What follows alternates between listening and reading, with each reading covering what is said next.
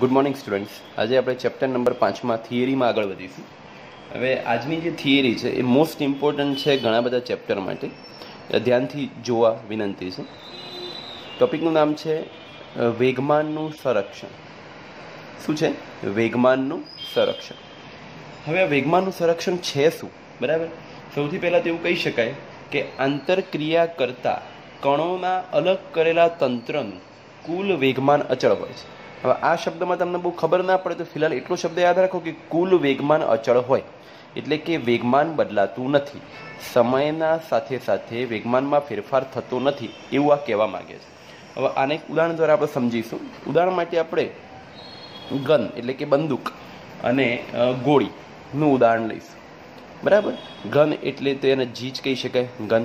ગોળી એટલે બુલેટ કહેવાય, એટલા માટે એને બી લખીએ. ઓકે, હવે એવું વિચારો તમે કે એક ગનમાંથી જ્યારે ગોળી છોડવામાં આવે, ધારો કે કોઈ ગન છે એમાંથી ગોળી છોડવામાં આવે, ત્યારે ગન વડે ગોળી પર લાગતું બળ એફ હોય. હવે ધારો કે આ એક ગન છે, બરાબર, અહીંથી ગોળી છૂટે છે, તો શું બોલે આપણે કે ભાઈ ગન વડે ગોળી પર, આ ગોળી છે, ગન વડે ગોળી પર લાગતું બળ એફ હોય, તો ગોળી દ્વારા ગન પર લાગતું બળ તમને બધાને કદાચ ખબર હશે, જો પિક્ચરમાં જોયું હોય, અધરવાઇઝ એમ પણ ખબર હોય છે કે ગન બહુ ભારે હોય, 1.5 થી 2 કિલોની મિનિમમ એક ગન હોય. જ્યારે તમે ગોળી મારો છો ને તો ગોળી ભલે આગળ જાય પણ તમારો હાથ હંમેશા પાછળ જતો હોય છે. એનો મતલબ કે ગોળી દ્વારા પણ ગન પર બળ લાગે. ગન દ્વારા તો બળ લાગે જ ગોળી પર, પણ ગોળી દ્વારા કોના પર બળ લાગે? ગન પર. એટલા માટે ગન પાછળ ધકેલાય છે. અને એ બળ કયું હોય તો -F હોય, કારણ કે વિરુદ્ધ દિશામાં લાગે છે ને, કારણ કે આ દિશામાં બળ લગાવે, ગોળી આ દિશામાં બળ લગાવે. એટલે આ રીતે જોવા જઈએ તો કુલ બળ કેટલું થઈ ગયું? 0. કેમ?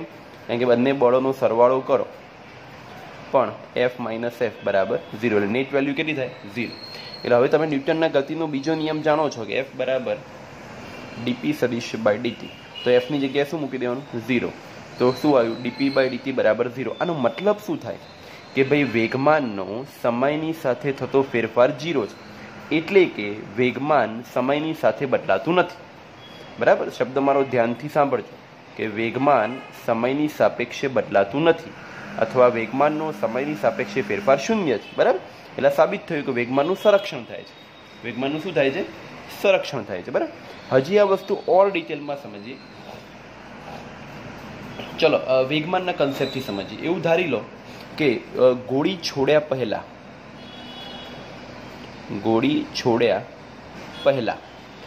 ગોળી અને બંદૂકનું વેગમાન આપણે ધારી લઈએ. ગોળી છોડ્યા પહેલા બંનેનું વેગમાન આપણે ધારી લઈએ. ધારો કે ગોળી છોડ્યા પહેલા એક પીજી લઈ લો અને એક પીબી લઈ લો, એટલે કે આ ગનનું વેગમાન અને આ બુલેટનું વેગમાન. ક્યારે? ગોળી છોડ્યા પહેલા. પછી એવો કન્સેપ્ટ લો કે ગોળી છોડ્યા પછી બંદૂકનું વેગમાન એટલે કે ગનનું વેગમાન પીજી ડેશ લઈ લઈએ અને પેલાનું લઈ લઈએ પીબી ડેશ. બરાબર, ઓકે. પણ આવડે જ આપણે જોયું કે ભાઈ ડીપી બાય ડીટી બરાબર, તો શું સાબિત કર્યું આપણે? 0 આવી રહ્યું કે ભાઈ વેગમાનનો સમયની સાપેક્ષે ફેરફાર કેટલો છે? 0. એટલે આવી રીતે વિચારો તો ડીટી આમ જાય તો ડીપી બરાબર 0 કહેવાય. એટલે વેગમાનનો ફેરફાર કેટલો છે? 0 છે. એટલે કે વેગમાનનો ફેરફાર 0 છે, એટલે કે વેગમાન બદલાતું નથી. એટલે કે ગોળી છોડ્યા પહેલાં જે વેગમાન હોય છે એ જ ગોળી છોડ્યા પછી વેગમાન હોય છે. તો એવું સમજીને આ બંનેનો સરવાળો કરીએ તો પીજી વત્તા પીબી બરાબર પીજી ડેશ વત્તા પીબી ડેશ લખી શકાય. આને શું બોલાય? ગોળી છોડ્યા પહેલાંનું વેગમાન ઇઝ ઇક્વલ્સ ટુ ગોળી છોડ્યા પછીનું વેગમાન. એટલે કે શરૂઆતનું વેગમાન બરાબર અંતિમ વેગમાન, એટલે કે વેગમાનમાં થતો ફેરફાર 0 છે, એટલે કે વેગમાનમાં ફેરફાર થતો નથી. બરાબર, આ વસ્તુ ખાસ તમારા મગજમાં રાખજો. આ પરથી કહી શકાય કે વેગમાનનું સંરક્ષણ થાય છે. શું કહી શકાય? વેગમાનનું સંરક્ષણ થાય છે. ચલો એના જેવો જ એના રિલેટેબલ ટોપિક, અને યાદ રાખજો ફરી હું બોલું છું, મોસ્ટ આઈએમપી ટોપિક છે દાખલો ગણવા માટે. બીજો ટોપિક લઈએ. બીજા ટોપિકનું નામ છે સંઘાત. હવે સંઘાત એટલે શું? સંઘાતનો મતલબ થાય અથડામણ. શું થશે? અથડામણ. સંઘાત એટલે અથડાવવું. ચલો એવું સમજી લઈએ કે આ કોઈક એ કણ છે, આ કોઈક બી કણ છે. આ કણનું વેગમાન છે પીએ અને આ કણનું વેગમાન છે પીબી. હવે આ બંને અહીં આવી રીતે ગતિ કરે છે અને અહીં બંને અથડાશે. બરાબર. અથડાવવા માટે લાગતો સમય કેટલો? Delta T. અથડાયા પછી ધારો કે આ જે એ કણ છે અહીં પહોંચ્યો પણ એનું વેગમાન બદલાઈ જશે, એને આપણે પીએ ડેશ નામ આપ્યું, અને બી કણ અહીં પહોંચ્યો એનું વેગમાન પીબી ડેશ થઈ જશે, એટલે એ પણ બદલાઈ જશે. આવી એક સિચ્યુએશન સમજીએ, બરાબર, કે ભાઈ આવી રીતે સંઘાત થાય છે, બે કણ આવી રીતે ગતિ કરતાં કરતાં અહીં આવ્યા, અથડાયા, અને એ અહીં ગયું, બે અહીં ગયું, તો બંનેના વેગમાનનો ફેરફાર તમને બતાવે, બરાબર. હવે દડા એ માટે વિચારીએ. તમે આ સૂત્ર મનમાં ફિક્સ છે, ન્યૂટનના ગતિના બીજા નિયમનું સૂત્ર, એફ બરાબર શું થાય? ડેલ્ટા પી ભાગ્યા ડેલ્ટા ટી. એના પરથી જો ડેલ્ટા પીના સૂત્રનો કરતા બનાવીએ તો એફ ડેલ્ટા ટી લખાય, એટલે વેગમાનમાં થતો ફેરફાર એટલે કે એફ ડેલ્ટા ટી લખી શકાય. ઓકે. અને બીજું જો તમને યાદ હોય તો આપણે મેં શીખવાડી દીધેલું, શું કહેવાય એને? કંઈક આપણે લાસ્ટ વિડીયોમાં જોઈ ગયા છે, બળનો આઘાત. શું કહેવાય એને? બળનો આઘાત. જો એવી રીતે જોઈએ તો દડા એ માટે લઈએ તો બળનો આઘાત આવી રીતે લખી શકાય, અને જો દડા બી માટે લઈએ તો માઇનસ એફ ડેલ્ટા ટી લખી શકાય, કારણ કે બંને દિશા તો વિરુદ્ધમાં જ જવાની છે, બરાબર. તો એફ ડેલ્ટા ટી અને માઇનસ એફ ડેલ્ટા ટી. ન્યૂટનના ગતિનો ત્રીજો નિયમ પણ તમને ખબર છે કે આઘાત અને પ્રત્યાઘાત પરસ્પર સમાન મૂલ્યના અને વિરુદ્ધ દિશામાં હોય છે. ન્યૂટનના ગતિનો ત્રીજો નિયમ. એના પરથી શું લખાય કે એફ એ બી બરાબર માઇનસ એફ ડી એ લખાય, એ તમે જાણો જ છો. હવે આને બંને બાજુ આપણે ડેલ્ટા ટી વડે ગુણી નાખીએ તો અહીં શું થશે? F A B delta T minus F B A delta T. શું કર્યું? બંને બાજુ ડેલ્ટા ટી વડે ગુણ્યા. કેમ?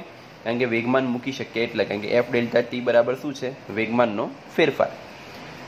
એટલે આની જગ્યાએ શું મૂકી શકાય આપણે? આ એ બીના અથડાવે છે એટલે એની વાત છે, એટલે કે અહીં આપણે અંતિમ વેગમાન, પણ કોના માટે? એ માટે. ફરી હું બોલું છું, બરાબર. આ એને બી અથડાવે છે એટલા માટે અહીં આવશે ડેલ્ટા પી, પણ કોના માટે? તો એ દડા માટે. અને અહીં પણ ડેલ્ટા પી, પણ કોના માટે? બી.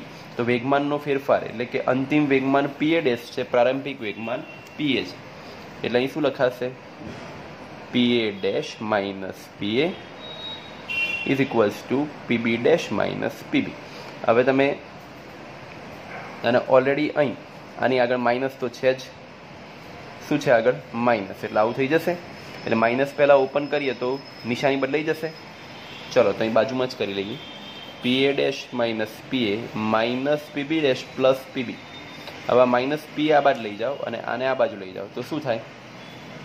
પીએ ડેશ પ્લસ પીબી ડેશ બરાબર પીએ વત્તા પીબી. આ એવું જ બતાવે છે કે શરૂઆતના વેગમાન ઇઝ ઇક્વલ્સ ટુ અંતિમ વેગમાન. એટલે આમાં પણ સાબિત થયું કે ભાઈ વેગમાનનું સંરક્ષણ થાય છે, એટલે કે વેગમાન બદલાતું નથી, બરાબર. ખાસ તમે આ વસ્તુ યાદ રાખજો. છે તો બધું એકનું એક જ, પણ એને ફેરવીને અલગ અલગ રીતે સમજાવવાનો પ્રયત્ન કરેલો છે. બોટમ લાઈન એ જ છે આ છેલ્લી 8 મિનિટની, કે ભાઈ અથડામણ થાય અથવા બળ એક દિશામાં વિરુદ્ધ દિશામાં લાગે, અને જો નેટ ફોર્સ શૂન્ય હોય તો વેગમાનમાં થતો ફેરફાર પણ શૂન્ય થાય, એટલે કે વેગમાન કદી બદલાતું નથી. અથડામણ પહેલાં જે વેગમાન હતું એ જ વેગમાન અથડામણ પછી હોય છે. આ તમે યાદ રાખજો.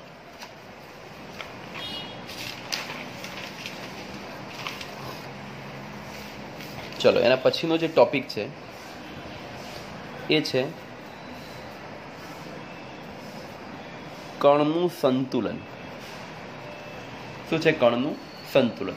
હવે આ બહુ સિમ્પલ વસ્તુ છે કે કોઈ એક કણ છે, બરાબર, એવું વિચાર લો, એના પર લાગતા બધા બળોનું પરિણામી બળ શૂન્ય હોય તો તે પરિસ્થિતિને કણની સંતુલિત પરિસ્થિતિ કહેવાય.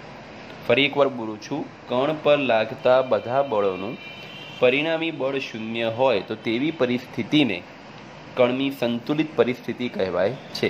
એવું સમજો કે આ કણ ઉપર એક બળ લાગે છે જેને આપણે F1 કહીએ, બીજું બળ આમ લાગે છે F2 કહે છે, બરાબર. બંનેનું દિશા વિરુદ્ધ છે, પરંતુ જે વ્યાખ્યા કીધી પરિણામી બળ એટલે કે F1 સદિશ વત્તા F2 સદિશ બરાબર 0. બે બળ હોય તો એટલે આવું થવું જોઈએ. સમજો હું શું કહેવા માંગુ? હું અત્યારે કોઈ દાખલો નથી ગણતો, થિયરી તમને સમજાવું. અત્યારે મેં બે બળ આપે, ચલો એક ત્રીજું બળ અહીં આપું, ચોથું બળ અહીં આપું, પરંતુ આ બધા બળોનો સરવાળો જો શૂન્ય થાય તો એ સંતુલનમાં રહે, ના થાય તો એ કોઈ એક દિશામાં ગતિ કરે.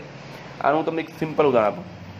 તમને કદાચ ખબર હોય કે દોરડા હોય, દોરડું, એના એમ સમજો કે અહીં આ બાજુ 5 સ્ટુડન્ટ ખેંચી રહ્યા છે, આ બાજુ 5 ખેંચે છે, તો તમે વિચારો કે આ ખેંચાશે દોરડું, કોઈ જીતશે ના, આમ ખેંચશે પણ વચ્ચે જ રહેશે, કારણ કે બંને બાજુ બળ કેવું છે? સમાન. અને એકબીજાની વિરુદ્ધ દિશામાં બળ લગાવે છે એટલે. પણ જો હું આ બાજુ 5 સ્ટુડન્ટની જગ્યાએ 8 સ્ટુડન્ટ કરતો તો કઈ બાજુ જીતી જશે? આ બાજુ જીતી જશે, બધા આમ ખેંચાઈ જશે. એટલે તમે વિચારો કે જો બળના બંને બાજુના બળની વેલ્યુ સમાન થાય, દિશા વિરુદ્ધ હોય, તો નેટ વેલ્યુ 0 થાય તો ક્યાંય ખસે નહીં. પરંતુ જો કોઈ એક બાજુ બળ વધી જાય તો એ તરફ ખેંચાય છે. આ એવું જ કહેવા માગે છે. હવે જો 2 બળ 3 બળ હોય તો શું? F1 + F2 + F3 બરાબર 0. જેટલા બળ હોય એટલા, પણ જો એ બળોનો સરવાળો 0 થાય તો એ સંતુલનમાં હોય. બરાબર.